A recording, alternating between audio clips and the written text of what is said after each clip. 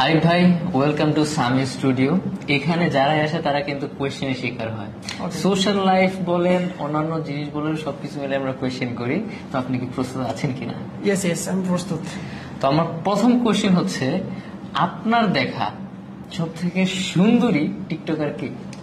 আচ্ছা, তো অ্যাটলিস্ট আমি যদি আমার দেখা সব থেকে সুন্দরী কোনো নারীকে বলি, চুজ করি, টিকটকার টিকটকার। আসলে আমি টিকটকার, হ্যাঁ অবশ্যই টিকটকার। তো আমি আসলে টিকটক খুবই কম দেখা হয় আমার, সেক্ষেত্রে আমি একটু ফেসবুকিং বেশি করি, ইউটিউবিং করা হয়। আপনি এটা স্কিপ করতে চাচ্ছেন এই কোশ্চেনটাকে, আমি বুঝতে পারতেছি। বাড়িতে ভাবি আছে নিশ্চয়ই, বুঝতে পারতেছি আমি, সমস্যা নেই, টোটালি ওকে। বাট আমরা নেক্সট কোশ্চেনে যাবো। ওকে, নেক্সট কোশ্চেন হচ্ছে, যদি এখন মানে বাংলাদেশের টপ যেগুলো নায়িকা আছে, আপনি এটি বলেন, যাদের বলেন, তাদের মধ্যে যদি কারো সাথে মানে মনে হয় যে আমি মুভি করতে চাই, যদি আমরা মুভি করতে চাই, আসলে আমি এই মুহূর্তে এরকম মুভি করা, আসলে আমার এটা তো মাথায় কখনো আসেনি নলেজ যে আমি কোনো অ্যাক্টরের সাথে মুভি করবো, এরকম কিছু থিঙ্কিং করি নাই কখনো।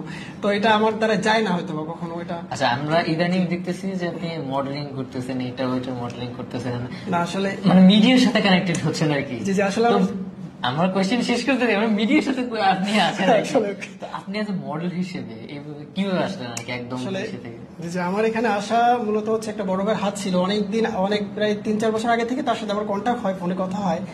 তো তার এই প্রোগ্রামে জড়িত হওয়ার জন্য কিংবা তার এখানে আসার জন্য আমি অনেকভাবে চেষ্টা মূলত অনেক চালাই, তো আমি ব্যর্থ ছিলাম। শেষমেশ কোনো একটা ফ্রেন্ডের মাধ্যম হয়ে বা তার সাথে কন্ট্যাক্ট হওয়ার পর তার সাক্ষাতে আমি এতদূর পর্যন্ত আসতে পারছি, তো এর জন্য আলহামদুলিল্লাহ।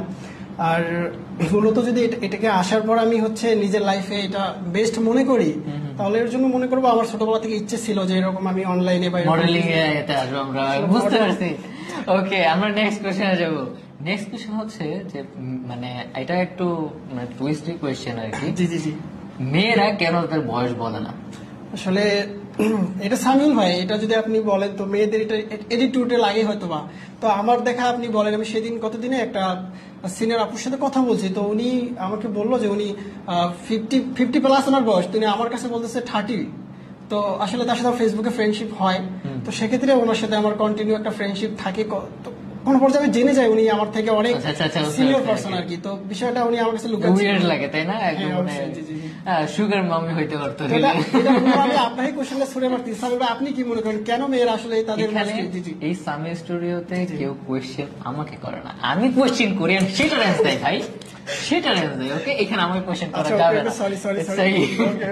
ওকে, আমরা নেক্সট কোয়েশ্চেনে যাই। নেক্সট কোয়েশ্চেনটা হচ্ছে, আপনি as a model, as a model একটা নায়িকা পাইলেন, যে নায়িকাটা আপনার সাথে হচ্ছে মানে ড্যান্স মুভ করবে। ওকে, ড্যান্স মুভ করবে, ঠিক ওই সময় আপনার গার্লফ্রেন্ড, ভাবি আছে কিনা জানি না, আমি তোকে গার্লফ্রেন্ড ধরলাম, আপনার গার্লফ্রেন্ড ওই মুহূর্তে, গার্লফ্রেন্ড তো আমার নেই। গার্লফ্রেন্ড কেন, আপনি আদার্স ফ্রেন্ড বলতে পারেন। তো হচ্ছে সেক্ষেত্রে গার্লফ্রেন্ড যেহেতু নেই আমার এই মুহূর্তে, আসলে আমি এটা অ্যালাউ করতেছি না।